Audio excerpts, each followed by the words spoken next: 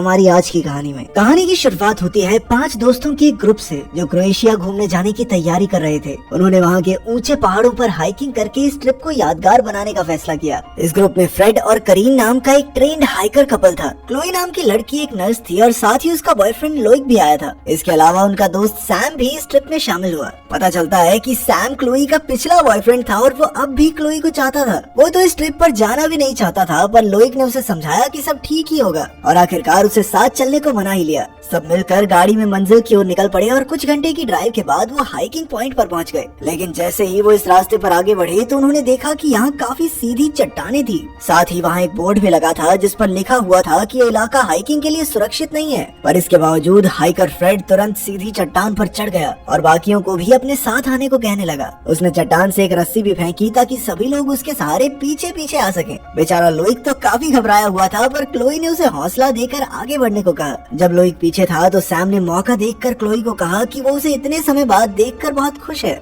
उसने क्लोई का हाल चाल पूछा तो एक खुलासा होता है कि एक दिन इलाज के दौरान उसकी गलती की वजह से एक मरीज की मौत हो गई थी और उस सदमे से क्लोई आज तक बाहर नहीं आई। खैर, क्लोई ने कहा कि वो ठीक हो रही है और उसे उम्मीद है कि इस हाइक के बाद वो और बढ़िया हो जाएगी। फिर वो सब आगे बढ़े, पर जल्द ही उन्हें एहसास हुआ कि ये रास्ता उतना आसान नहीं है जितना उन्होंने सोचा था। खैर, थोड़ी देर और चढ़ने के बाद उन्हें एक पुराना सा पुल दिखाई दिया जिसे पार करके उन्हें दूसरी ओर पहुंचना था। फ्रेड सबसे पहले गया और फिर सैम और क्लोई गए, पर जब लोइक की बारी आई तो वो इतना डर गया कि रास्ते में ही जम गया। ये देखकर करीन ने उसकी मदद करने की कोशिश की, लेकिन फ्रेड ने उसे रोक दिया क्योंकि ये पुल 2 लोगों का भार नहीं उठा सकता था। खैर, फिर क्लोई ने लोइक को अपनी ओर बुलाया और जैसे तैसे लोइक ने पुल पार कर लिया। लेकिन वो ये नहीं जानते थे कि ये पुल किसी भी समय टूट सकता है। अंत में करीन पुल पार कर रही थी और जब वो ठीक बीच में पहुंची तो अचानक पुल टूट गया और वो रस्सी से लटक गई। इस मुसीबत की घड़ी में फ्रेड ने तुरंत उसकी ओर रस्सी फेंकी और ऐन वक्त पर अपनी तरफ खींच लिया। जैसे ही वो फ्रेड के पास पहुंची तभी उसके पीछे पूरा पुल खाई में गिरकर तहस नहस हो गया। तब उन्हें एहसास हुआ कि अब वो वापस नहीं जा सकते क्योंकि ये उनके वापस जाने का इकलौता रास्ता था। इससे लोइक काफी डर गया और फ्रेड पर गुस्सा करने लगा क्योंकि वही उन सबको इस खतरनाक हाइक पर लाया था। इस पर फ्रेड ने कहा कि बहस करने से कोई फायदा नहीं होगा, अभी अब उन्हें कैसे भी करके रात होने से पहले पहाड़ी की दूसरी तरफ पहुंचना होगा। इसके बाद पूरा ग्रुप अगली सीधी चढ़ाई चढ़कर आगे बढ़ने लगा। अचानक उन्होंने देखा कि उनकी रस्सी हार्नेस से अलग हो चुकी है, तो फ्रेड और करीन तो बिना हार्नेस के ही आगे बढ़ गए। उन्होंने ऊपर पहुंचकर वहां पर खूंटी गाड़ने का फैसला किया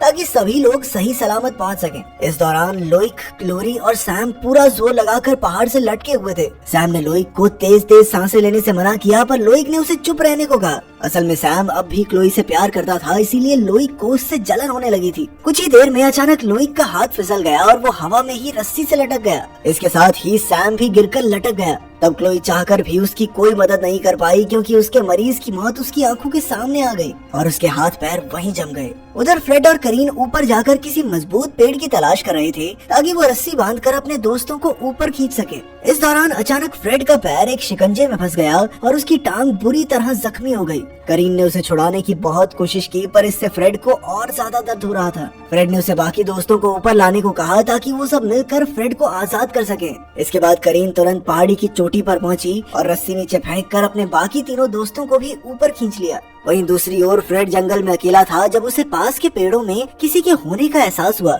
और तभी उसके पैर में लगा हुआ शिकंजा और कसने लगा। उसी पल अचानक उसे किसी ने जोर से खींच लिया और वो चाहकर भी खुद को रोक नहीं पाया। आखिरकार जब उसके दोस्त वहां पहुंचे तो उन्हें फ्रेड कहीं दिखाई नहीं दिया। यहाँ तो सिर्फ उसके खून से सना हुआ शिकंजा मौजूद था। करीन को समझ नहीं आया कि जब वो मिलकर शिकंजे को नहीं खोल पाए तो फ्रेड अकेला उसे निकाल कर कैसे चला गया। उसे लगा कि कहीं फ्रेड आगे जंगल में खो तो नहीं गया और ये सोचकर वो काफी ज्यादा परेशान हो गई। खैर, अब फ्रेड के गायब हो जाने से उन सबको आगे के प्लान के बारे में सोचना था। डर के मारे लोइक तो कह रहा था कि उन्हें यहाँ से जल्द निकलने के बारे में सोचना चाहिए, मगर ये सुनकर करीन बहुत ज्यादा गुस्सा हो गई और उससे बहस करने लगी। तब क्लोई ने बीच में आकर उनकी बहस रुकवाई और कहा कि चाहे कुछ भी हो, जाना है, आगे बढ़ना है, हमें पहले फ्रेड को ढूंढना पड़ेगा। उसने कहा कि जल्द ही सूरज डूब जाएगा और सारी टॉर्च लाइट्स भी फ्रेड के ही पास हैं, इसीलिए वो उसके बिना आगे नहीं बढ़ सकते। इसके बाद सभी जंगल में फ्रेड को खोजने लगे। तब लोइक और सैम के बीच क्लोई को लेकर बहस छिड़ गई। लोइक ने उसे इस ट्रिप के बाद क्लोई की जिंदगी से चले जाने को कहा,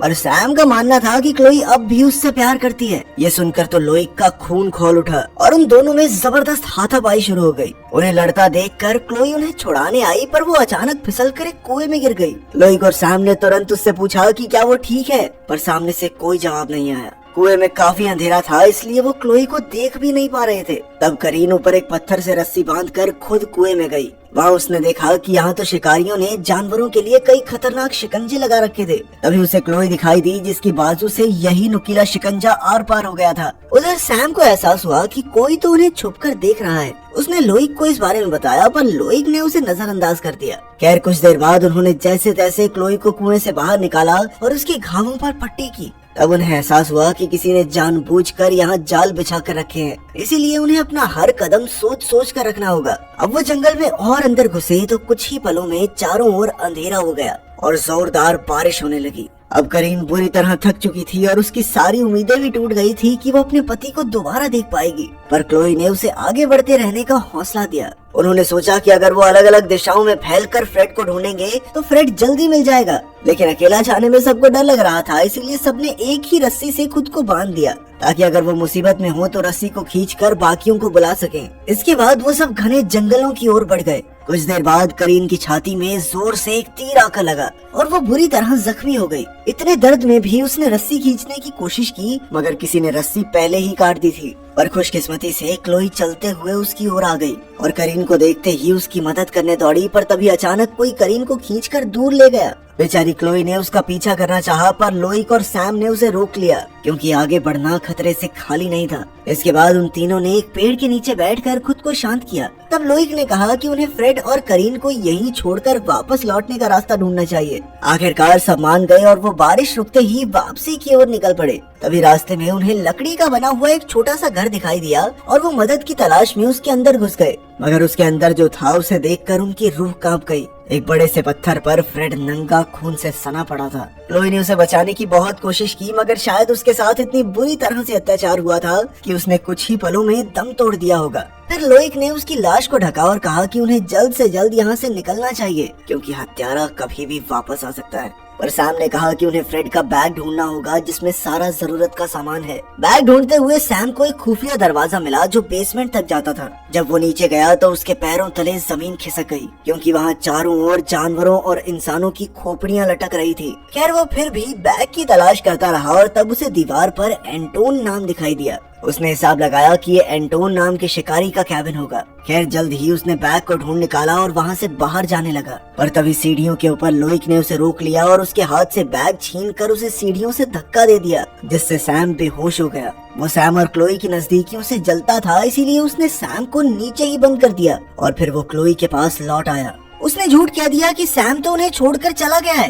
पर क्लोई को उस पर यकीन नहीं हुआ और वो सैम को यहाँ मरने के लिए छोड़कर जाने को तैयार नहीं थी। उनकी बहसबाजी के दौरान एंटोन करीन की लाश के साथ कैबिन में वापस आ गया। उसने क्लोई को एक ही बार में बेहोश कर दिया और फिर उसकी और लोइक की हाथापाई शुरू हो गई। जल्द ही क्लोई ने उठकर एंटोन पर हमला कर दिया, पर तब लोइक उसकी मदद करने की बजाय उसे वहीं कैबिन में छोड़कर चला गया और फिर एंटोन ने क्लोई पर जोरदार वार करके उसे दोबारा बेहोश कर दिया। बाद में जब उसकी आंख खुली तो वो बेसमेंट में सैम के साथ लटकी हुई थी। उन दोनों ने रस्सी खोलने की कोशिश करते हुए देखा कि एंटोन फ्रेड और करीन की लाशों का मांस काटकर उनकी हड्डियां निकाल रहा था। इधर क्लोई आजाद होने ही वाली थी कि अचानक एंटोन उसे मारने के लिए ऊपर ले आया। उधर लोइक जंगल में दौड़ता हुआ खो चुका था। वहीं सैम जैसे तैसे आजाद हो गया, पर एंटोन ने बेसमेंट का दरवाजा लॉक कर दिया था। ऊपर एंटोन क्लोई को चाकू से मारने ही वाला था कि अचानक लोइक वहां आ गया और उसने एंटोन पर पत्थर से वार कर दिया। इससे एंटोन को इतना गुस्सा आया कि वो अपना तीर कमान लेकर लोइक के पीछे जंगल में आ गया। इस दौरान क्लोई ने खुद को आजाद किया और सैम को बेसमेंट से निकाला। फिर उसने लोइक को बचाने का फैसला किया। उधर एंटोन ने लोइक की टांग पर तीर चला दिया, जिससे वो बुरी तरह करहाने लगा, पर फिर भी वो उठ खड़ा हुआ और एंटोन का मुकाबला करने लगा। उसने पूरा जोर लगाकर अपनी टांग से तीर निकाला और एंटोन पर उससे वार कर दिया। फिर उसने एंटोन को कई बार पत्थर से मारा और रेंगते हुए आगे बढ़ गया और अचानक चट्टान की चोटी से फिसलने की वजह से वो वहीं लटक गया। एंटोन ने दूर से ही उसे देखा और तुरंत वहाँ से भाग निकला। कुछ देर बाद क्लोई और सैम वहाँ आए और सैम अपना हाथ देकर उसे ऊपर खींचने लगा, पर तभी उसे याद आया कि लोइक उसे बेसमेंट में बंद करके भाग गया था। इसीलिए उसने जानबूझकर हाथ छोड़ दिया और लोइक खाई में गिरकर मारा गया। अपने बॉयफ्रेंड की मौत पर क्लोई फूट फूट कर रोने लगी और सैम ने उसे गले लगाकर शांत किया। तभी पीछे से एंटोन ने एक तीर सैम के सर के आर पार कर दिया, जिससे उसकी मौके पर ही मौत हो गई। अब क्लोई के दिल में गुस्से और बदले की आग जल रही थी और वो चाकू लेकर एंटोन की ओर दौड़ी। एंटोन ने भी तुरंत उस पर हमला कर दिया, पर अचानक क्लोई ने उसका नाम चिल्लाया और वो पीछे हट गया। फिर उसने चाकू से एंटोन पर जबरदस्त वार करके उसे मार गिराया, पर अभी वो पूरी तरह मरा नहीं था। अब वो आखिरी वार करके एंटोन का काम तमाम करने ही वाली थी कि वहीं वो मरता हुआ मरीज उसकी आंखों के सामने आ गया। क्लोई एंटोन को वहीं छोड़कर भाग निकली और केबल तार के जरिए दूसरी ओर जाने लगी, लेकिन अब भी खतरा टला नहीं था। इधर एंटोन चाकू लेकर केबल के पास आया और अभी क्लोई रास्ते में ही थी कि एक जोरदार आवाज आई और चारों ओर अंधेरा हो गया। इसका मतलब था कि एंटोन ने केबल काट दी थी, जिससे क्लोई की भी मौके पर ही मौत हो गई। बताया जाता है कि कई साल पहले एंटोन नाम का एक 5 साल का लड़का अगवा हो गया था, लेकिन कोई भी आज तक उसे ढूंढ नहीं पाया। ये एक सच्ची कहानी है और इस इलाके में हर साल न जाने कितने लोग गायब